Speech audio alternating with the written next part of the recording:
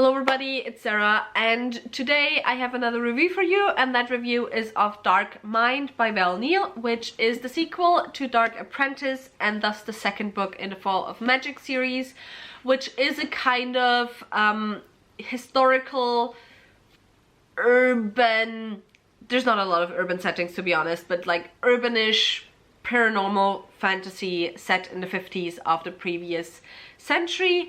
It is also self-pub, and this first book was one of my favorite books of last year, of 2021, and the author Val Neal was nice enough to provide me with an e-arc of the second book so I could read it early and now have this review for you. However, this review still will be obviously honest. I just wanted to be transparent that I was provided with an e-arc of this book. However, once it is published, I will also purchase my own copy. So, you know, I enjoyed it.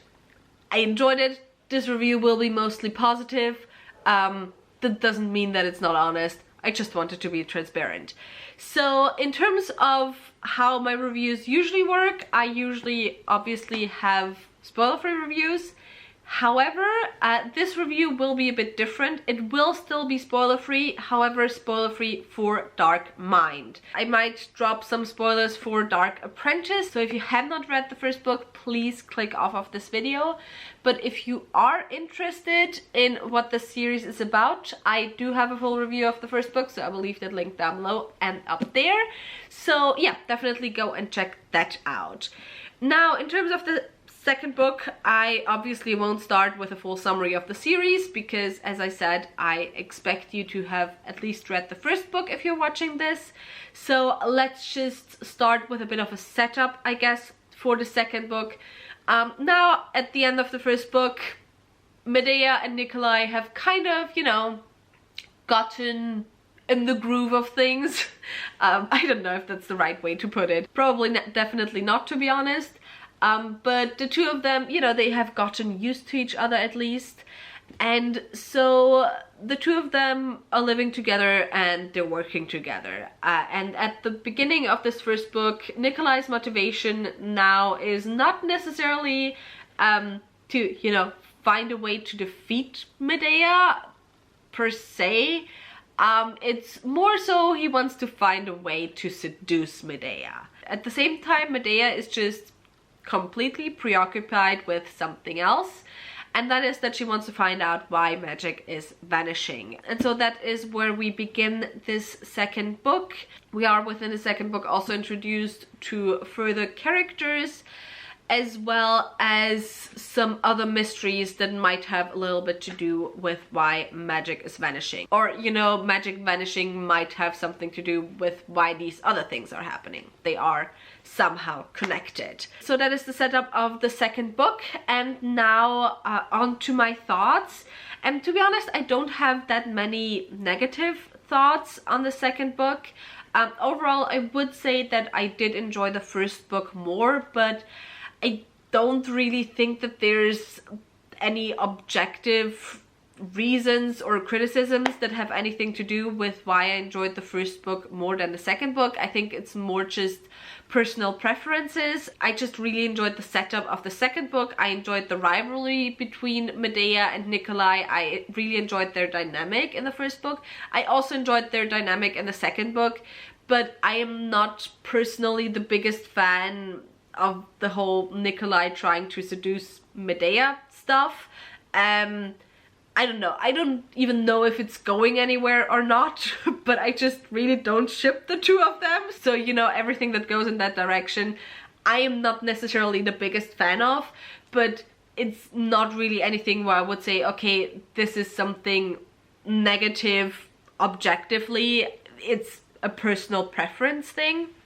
And I think that's the main reason why I did enjoy the first book more than the second book. Also, before I get more into it, I guess, before you read the second book, I mean, there were already things that I would say look up trigger warnings for them in the first book, but the second book really has a lot of trigger warnings. You have racism, you have a lot of bigotry just generally. There's a lot of trigger warnings surrounding sexual assault and the mentions and descriptions of sexual assault. Then there's a lot to do with ableism. Parts of this book are set within an asylum, and so this is set in the 50s of the 20th century. Any practices that you can think of when it comes to asylums in the 50s, there's probably trigger warnings for that. So definitely look up the trigger warnings before you go into the book. And yeah, now moving on to the positive things, because I think that was already it for the negatives. I mean, it's kind of hard because with the new characters, on the one hand, I really enjoyed them and I really think they added to the story. But on the other hand, I just love Nikolai's and Medea's dynamics so much that whenever we had one of the chapters where we were following some of the new characters, I was just a little bit waiting to get back to Medea and Nikolai. But once again, it's not necessarily because those chapters were badly written. It's just because I loved the other stuff so much more. So yeah, that was also a bit of a criticism, I guess. It's not really a criticism because, again, it's just personal preference. But in terms of the positive stuff, I mean, first of all, once again, I just really appreciate, it's not really to do with the contents of the books, but I just really appreciate Val Neal's transparency when it comes to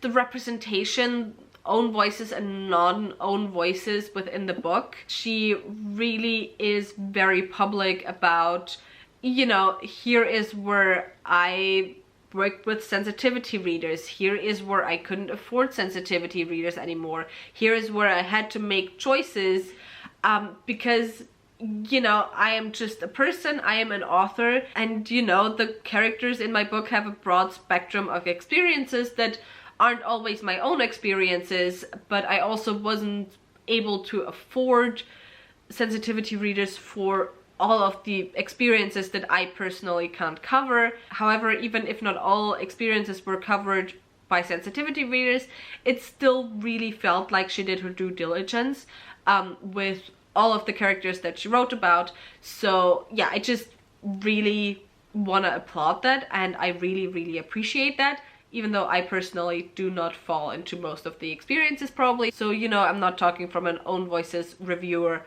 perspective. But yeah, and in terms of representation, I thought there was just like a really broad spectrum on representation once again. Obviously you have Nikolai and Medea with autism, as well as being a psychopath. Psychopathy? Is that a word? Is there a noun for being a psychopath? Like for the disorder? Sorry, that was just my own attention span once again fucking me over while doing a review. But yeah, so we have autism as well as Nikolai being a psychopath. And then with the new characters, we have some other mental illnesses. We also have non-verbal, like someone who has not autism but is non-verbal. And yeah, I just found them really interesting. So since we were already kind of talking about representation, I think I just want to start with characters once again, because just as with the first book, I think the characters really are the strongest part of this second book. I love the characters a lot. I mean, first with our two main characters, Nikolai and Medea, starting with Nikolai because I still don't like being in Nikolai's head. I had the same thing within the first book. I just find Nikolai to be really uncomfortable in the head of, once again in a good way. In the second book, I probably liked being in his head even less than in the first book, because now he's so incredibly focused on, you know, making Medea fall in love with him. I really like Nikolai as a character. I find him such an interesting character, but oh my god, I cannot stand being in his head. On the other hand, Medea, I love Medea. Medea is my baby, my darling. She has probably become one of my favorite characters in fiction. she's amazing. I love her so much. And then also the new characters that were introduced. Once again, we have a lot of characters with neurodivergencies, or a lot of new neurodivergent characters. Sometimes English is really a struggle for me, not gonna lie. So we have a lot of characters, once again, that are neurodivergent. And in terms of neurodivergency also, once again, I love the dynamic between Medea and Nikolai so much, because their brains work in so fundamentally different ways, and so they don't get each other. They do not get each other, and they have become a lot better at communicating in this book. I have to give them that. I loved to see that. I love to see them communicating. Not that it comes easy to them, like, definitely not, but I just love the two of them trying to explain to each other how their brains work and why they do what they do.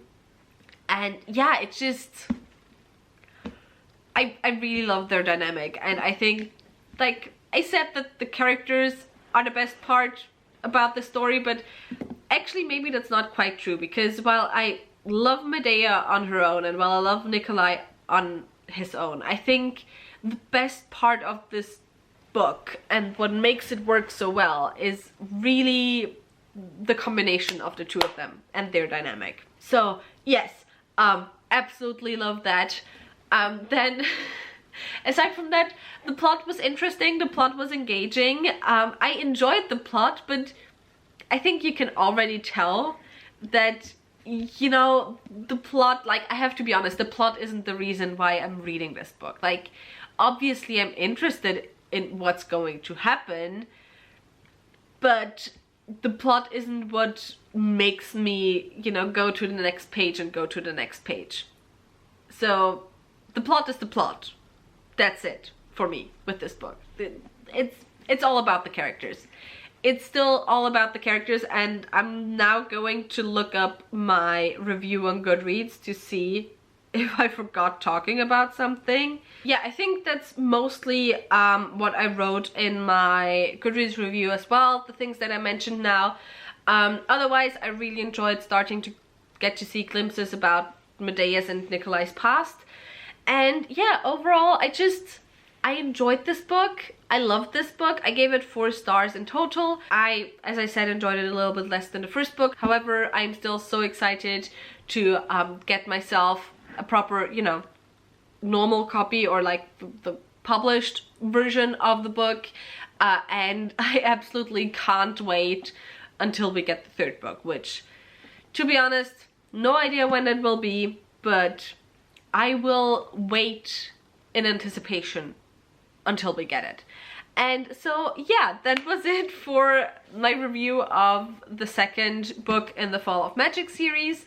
Aside from that, if you have read the 1st book, are you gonna be picking up the 2nd book? Tell me in the comments down below.